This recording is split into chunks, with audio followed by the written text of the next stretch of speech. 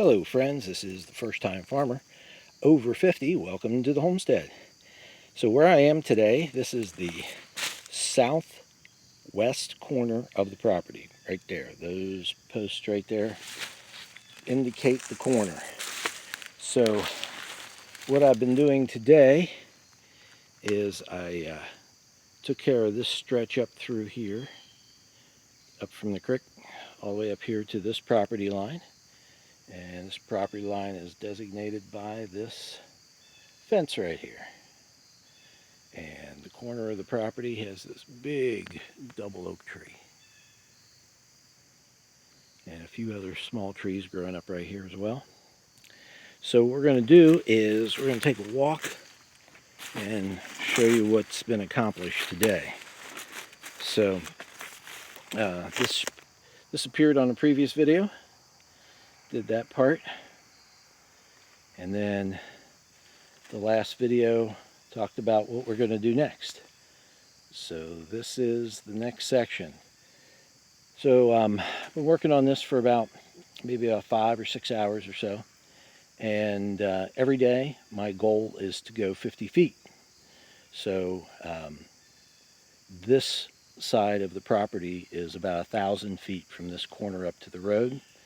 And today I was able to conquer almost 250 feet worth. So almost a fourth of it just today.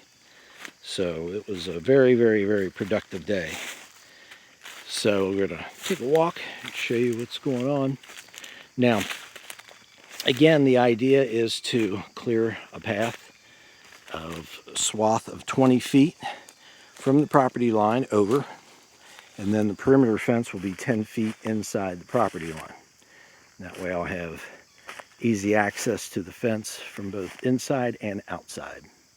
So this is my 20-foot section. These orange flags mark 20 feet from the fence. Through here, just tons and tons of small trees. Lots and lots of saplings. Not too much other stuff. I mean, really, there weren't many honeysuckles or the other thing that I can't stand. Autumn olive, there we go. So there weren't many of those. It's just all these little saplings, like maybe about as big around as my thumb, a little bit bigger than that. And so it was just coming through with the chainsaw and the weed whip and taking down the stuff that needed to be cut, and then coming back with the weed whip to take care of all the tiny little stuff. Now there's my chainsaw. This is a dogwood that I left. I like dogwoods, so hopefully come spring he will bloom. And with him being in the area that's all cleared out, he should be easy to see. And through here were some maples. And this one right here, I'm not sure what that is, but it had fallen from the neighbor side of the property over the fence. So I just cleaned it up, cut it up. Really didn't clean it up, I just left it lay. And the maples, I cleaned up the tops of them. That's where all these piles are through here. But some of the trunks I just cut up into sections and just let them go. You can turn those into firewood at a later time.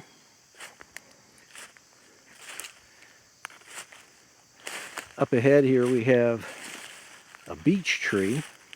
I like beeches, and there's actually two of them. One directly in front and then one over to the right a little bit. I'm in the process of going uphill, so it's going a little bit slowly at the moment.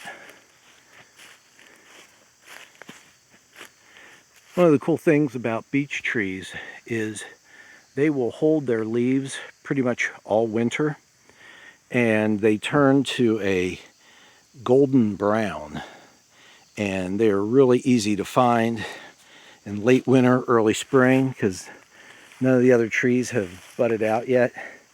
So you have these trees that are just covered in golden brown leaves. And then when they do lose their leaves, their new leaves in the spring are like a bright fluorescent green. They're really cool. And then the other thing I like about beech trees is their smooth gray bark.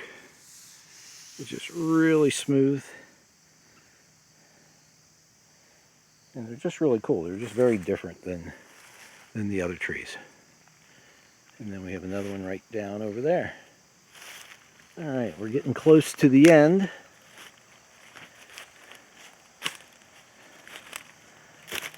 So area where I just came through, hit it with weed whip.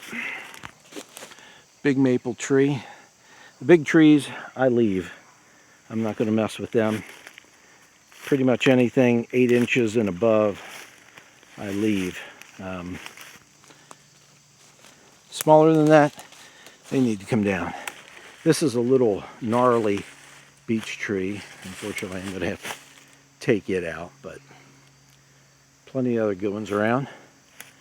And then this is pretty much the area where I stop. See this T-post right here? There